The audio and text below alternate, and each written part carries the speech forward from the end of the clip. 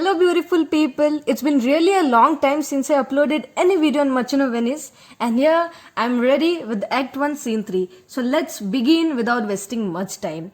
We are introduced to the villain of the play, Shylock. We know Shylock is the most famous character of Shakespeare's play Merchant of Venice.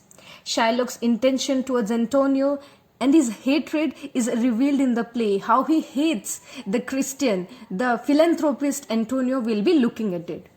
Bassanio went to Shylock to ask him for the sum he required. Why he required? So that he could visit Portia's palace, so that he could woo her. So somehow Shylock knew that Bassanio will be taking the loan on Antonio's surety. So seeing it as an opportunity to take revenge from Antonio, he agrees to give the loan, but by signing a bond. This is what the main plot is.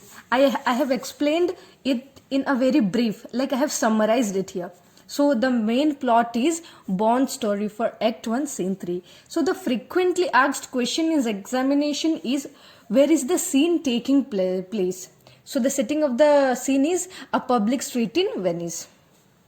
Bassanio asked Shylock that he requires 3,000 ducats for 3 months, for which Antonio shall be bound. Antonio shall be bound means what? On his surety, the loan will be taken. Having heard that Bassanio is going to take the loan on Antonio's surety, he says an ironical statement regarding his economical status. He somehow knew that, for the time being, Antonio is financially very weak. His cargoes, his ships have been scattered all over the sea, and also they're at the risk by the perils of water.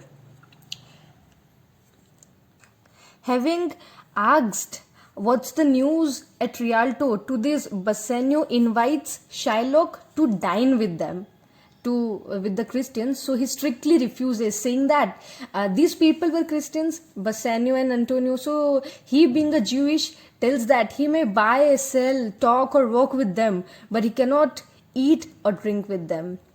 Now in the course of the play, we see that Antonio enters the place, and Shylock noticed him coming. So he went to a side and was talking to himself, like murmuring, and taking all the hatred out of his heart, whichever he hold for Antonio. He tells how he hates the Jewish. He here refers to Antonio, how Antonio hates the Jewish community and is responsible for their losses, as he grants money with low interest.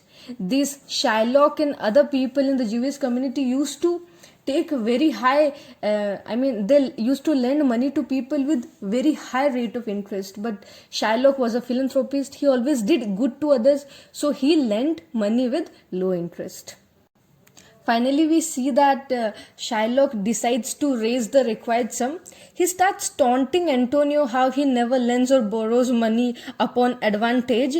And now the situation has come when the Christian Antonio comes to Shylock, his core enemy, and asks to him to raise a present sum. Now to this statement, Shylock gives a biblical reference and tells a story which is related as follows. Abraham was the founder of the Jewish race, Isaac was his son, and Jacob was the grandson of Abraham. I have just introduced the characters to which the story has been referred. So Jacob went to serve under his uncle Laban. An agreement was signed between Jacob and Laban.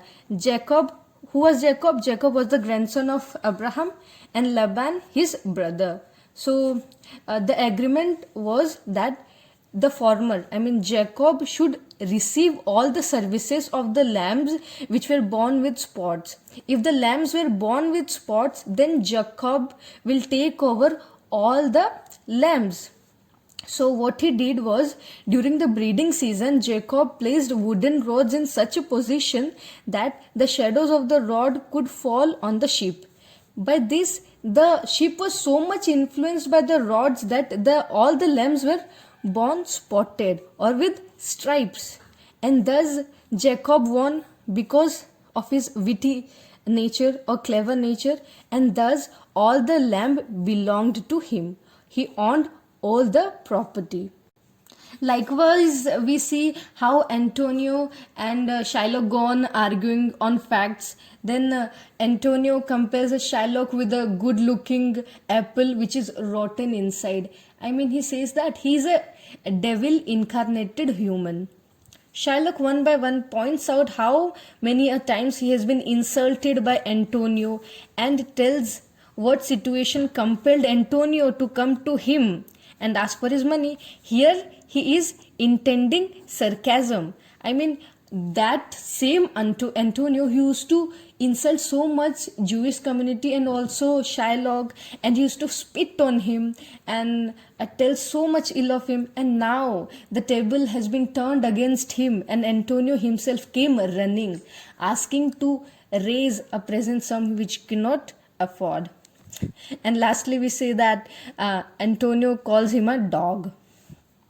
He has been called a dog. So to this, Shylock adds that has a dog money? Here sarcasm has been intended. Now we reach to the climax of Act 1, Scene 3.